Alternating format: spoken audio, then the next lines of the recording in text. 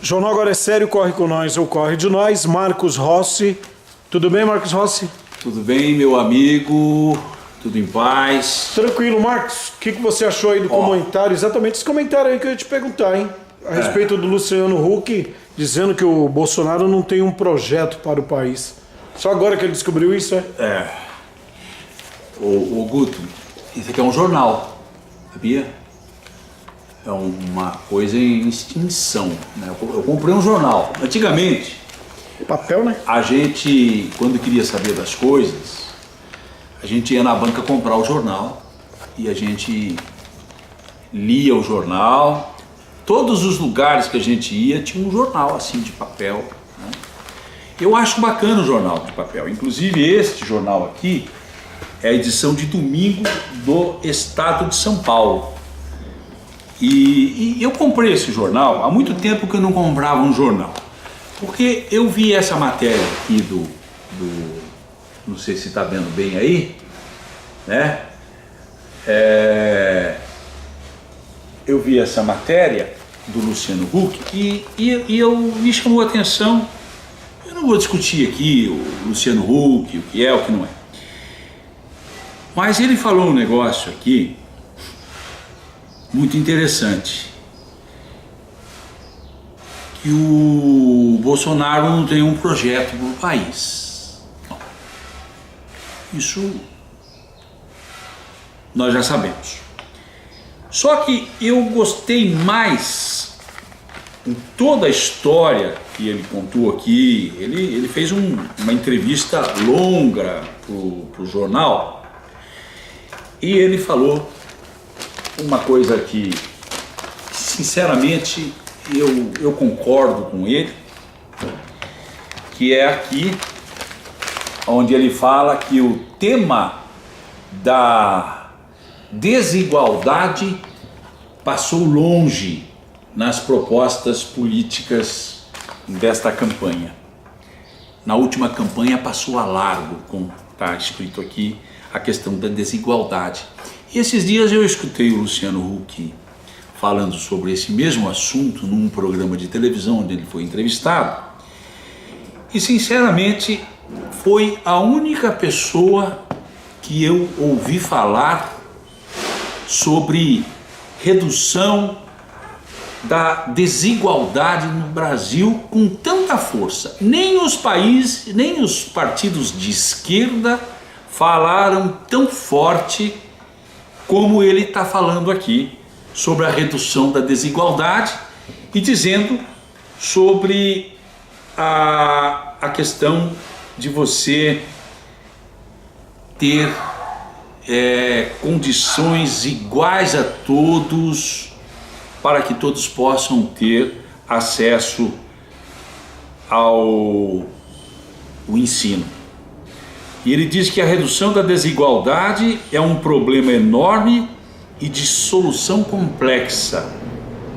Precisa ser prioridade, mas acho que não vai ser neste caso. Então ele acha que agora isso não vai acontecer. E que isto é complexo, e eu vou além um pouquinho. Vou dizer para vocês que além de fundamental, isto aqui pode ser o que vai definir o futuro do país.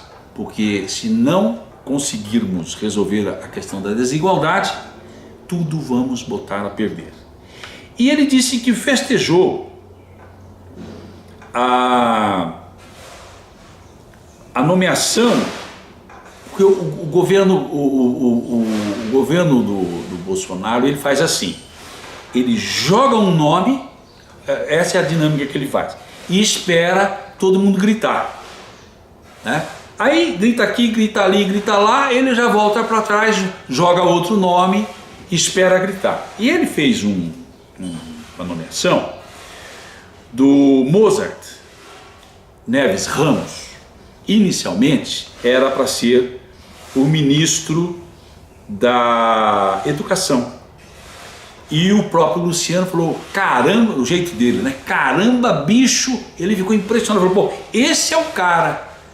De repente o cara foi vetado por membros da igreja que apoia ele, e o cara já foi cortado e agora veio o novo ministro da Educação, que não tem nada a ver com isso daqui. Não vou falar do ministro da Educação hoje, mas eu vou falar do Ministério do Trabalho. O Ministério do Trabalho é um ministério fundado em 1930, um dos mais importantes ministérios que existe. E nós estamos num país de 13 milhões de desempregados. E o que isso representa?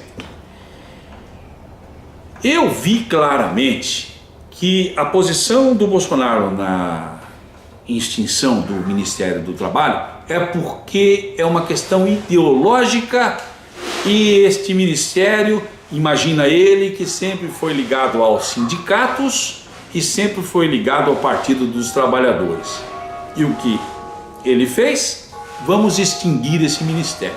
Pegou o ministério, fatiou e colocou esse ministério, as atribuições desse ministério em outros 3 ministérios. Ou seja, ele desmanchou aquilo que ele imaginava ser uma máquina de corrupção dos próprios sindicatos. Olha, a questão se é ou não é, e o que tem que ser, é ele que tem que definir.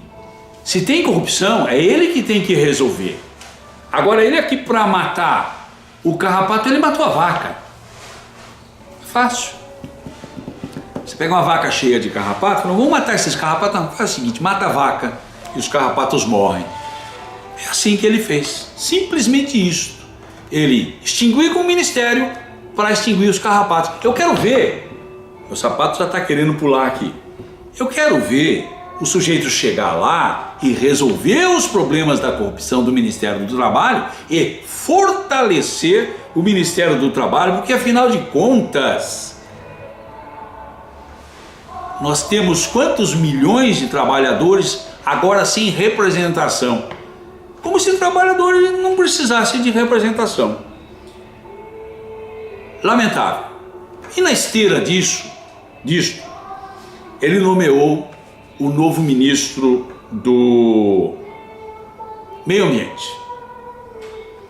Novo ministro do Meio Ambiente é um sujeito chamado Ricardo Salles, que já foi secretário de Meio Ambiente aqui em São Paulo, e todo mundo sabe que ele está envolvido em um processo movido pelo Ministério Público como improbidade administrativa de uma área de várzea do Tietê, que ele fez lá uma maracutaia para beneficiar uma série de empresários na ocupação daquelas áreas.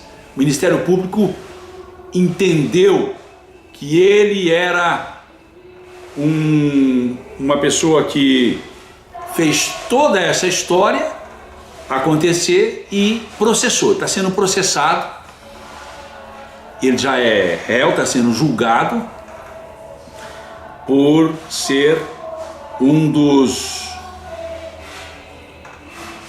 A palavra é crime, né? Um dos que cometeram crime ambiental na Secretaria de Meio Ambiente do Estado de São Paulo. Eu lamento e eu vejo que tudo o que ele está fazendo no governo atualmente é na contramão de uma realidade que nós precisamos. Muito pelo contrário. Você vê, e eu pergunto para você, um carro com a luz apagada na contramão, vai dar certo? É o que ele está fazendo. Ele está indo na contramão da história e da necessidade de toda uma sociedade, do meio ambiente, do trabalhador, da política externa, e vai embora na contramão. Você acha que nós vamos, brasileiros, ter condições de segurar uma loucura desse tamanho? Fica aqui nosso comentário, que é também um protesto contra a nomeação desse ministro réu em ação pública civil de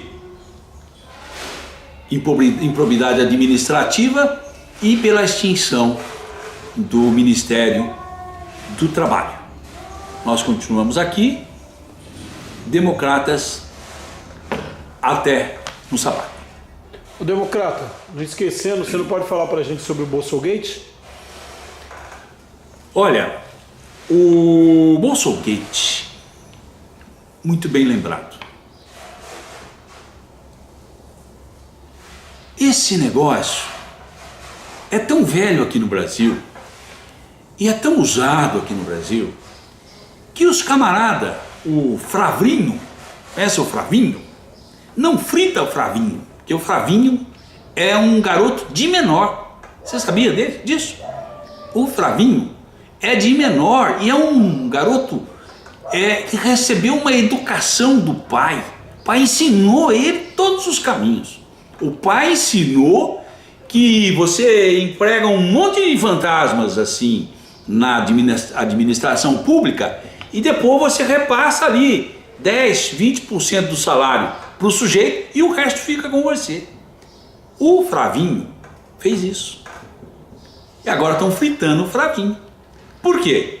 O Fravinho confisca o dinheiro dos funcionários.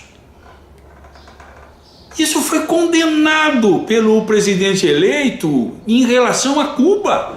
Ele acusou Cuba de estar pegando uma parte do salário dos funcionários, que seria 70%, e agora ele mostrou que ele faz isso há muito tempo com os funcionários da Alerj, que é a Assembleia Legislativa do Estado de São Paulo. Esse Queiroz, veja bem como funciona o negócio. O Queiroz é o cara que fazia a coleta do negócio para não ficar o pessoal encontrando com o Fravinho no corredor. Ô Fravinho, toma meu salário, ô Fravinho, toma meu salário. Então, para não ter essa história do Fravinho ficar, né? O Fravinho que eu falo é o Fravinho Bolsonaro, né? O senador mais votado do Rio de Janeiro, né?